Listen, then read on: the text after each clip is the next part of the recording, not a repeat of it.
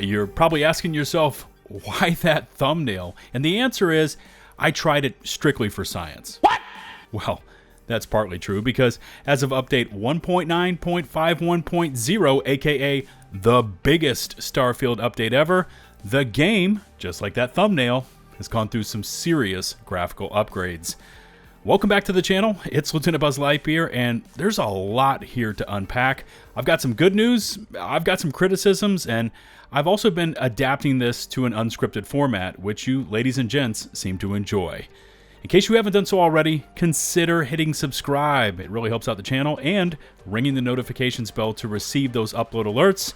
I admit, reading through over 100 individual changes could be mind-melting, and maybe that isn't your speed, but luckily, I'm going to help you out with that. And thanks to today's sponsor, World of Tanks. Now, every time I log on, I think, stay focused, stick to just an hour, and then I blink and multiple hours have clicked by.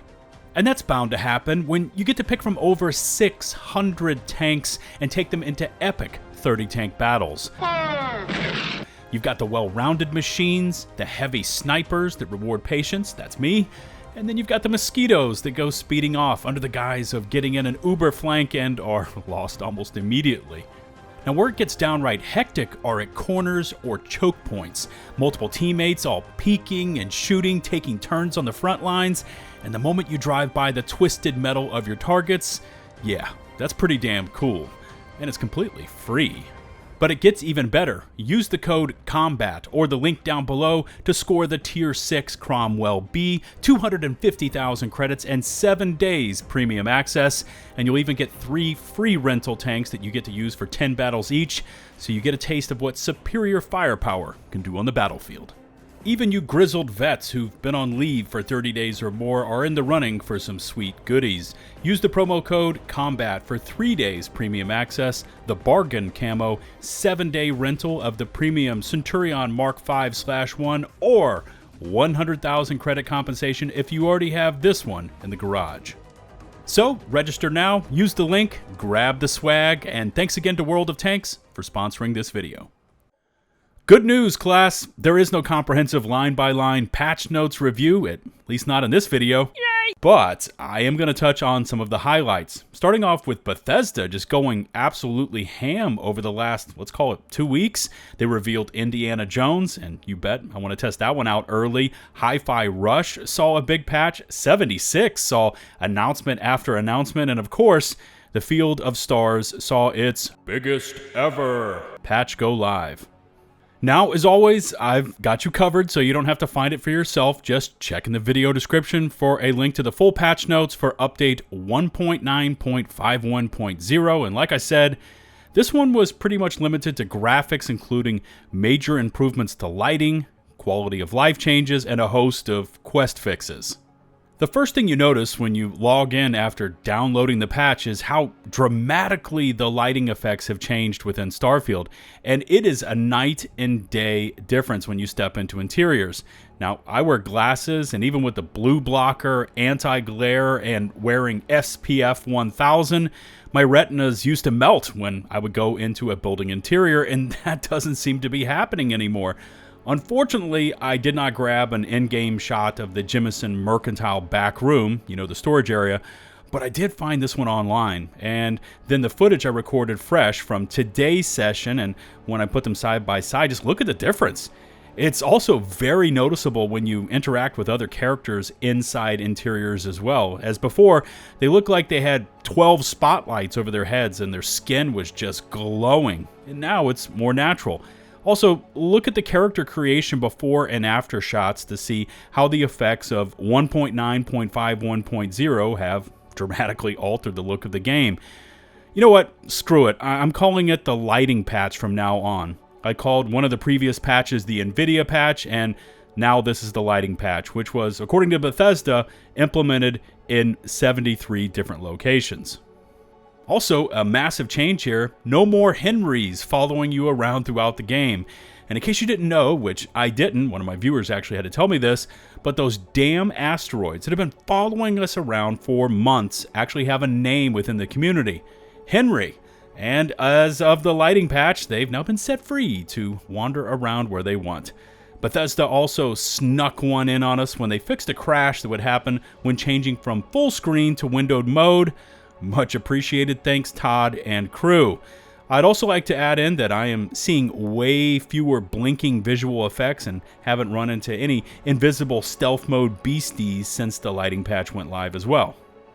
Now onto the what the hell happened section of this latest update, and I remember reading how the devs were working on not only correcting these major quest blockers, especially those found in the faction quest lines, but also how they were working on implementing the fixes retroactive, so players could hop into the game and pick up where these quests had stopped, finish them up, and be home in time for dinner.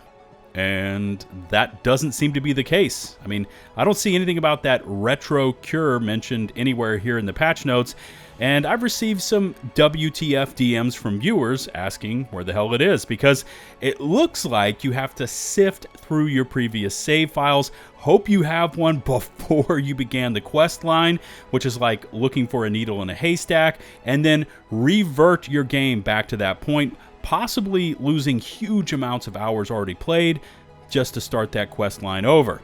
If this is the case for you, because I haven't had issues like this and I'm getting third-party information, let me know in the comment section, and if I am receiving this info correctly, Bethesda comms team, could we get some clarification on this matter soon? Please and thank you.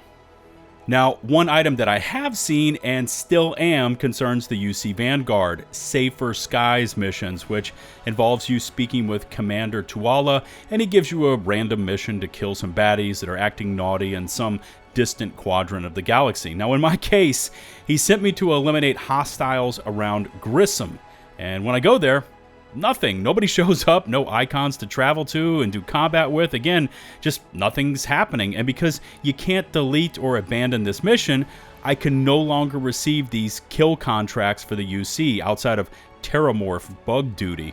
Now, I know we have the ability to abandon other contracts like those involving setting up supply lines, and that needs to be a thing just installed across the entire game. Okay, let's move on. And you know, I could touch on the fact that Starfield, along with other Xbox titles, are in the works to be streamed on Apple devices via Xbox Game Pass, which it is. Or I could expand on the ongoing spacesuit design competition in conjunction with the European Space Agency, where the winner will get a real-life fabrication of their design, which they can, I guess, wear around the house. And by the way, here's my submission, and I'm so going to win this thing.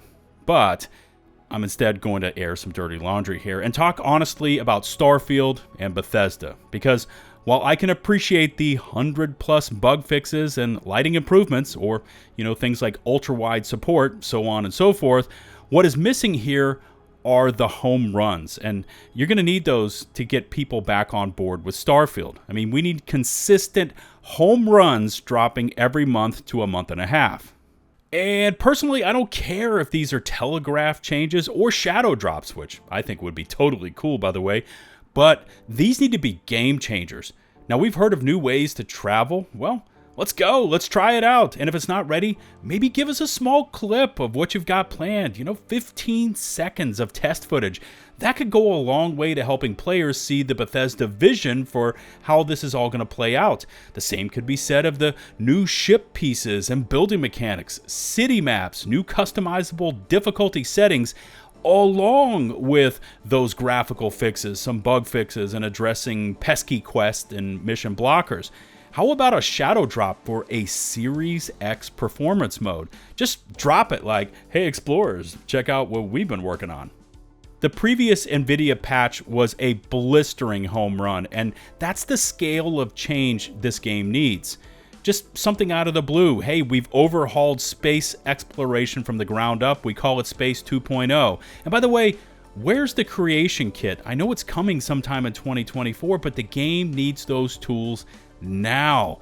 Let's get a way to hyperdrive around the systems and land and take off from planets seamlessly. And for the love of everything holy, Bethesda, Todd, give us a craftable mech quest line that once completed, we can transport that mech with us to different planets and use it to travel around planetside. Home runs are what are required right now. Again, I applaud the team. You crammed 100+ fixes and improvements into the lighting patch. The game's running pretty well, but now it's time to stop playing small ball and make some headlines. Hopefully my unscripted thoughts weren't too far off base. I like being unfiltered, but sometimes it turns into a mess and just completely jumbled. Remember to hit subscribe and ring the notifications bell to receive my latest upload alerts. All my socials can be found in the video description. Shout out to the now over 190,000 of you that have stuck with me and hit subscribe. And in case you haven't, your help would be greatly appreciated as we make that last push to 200,000. Until the next one, this is LtBuzzLitebeer signing off.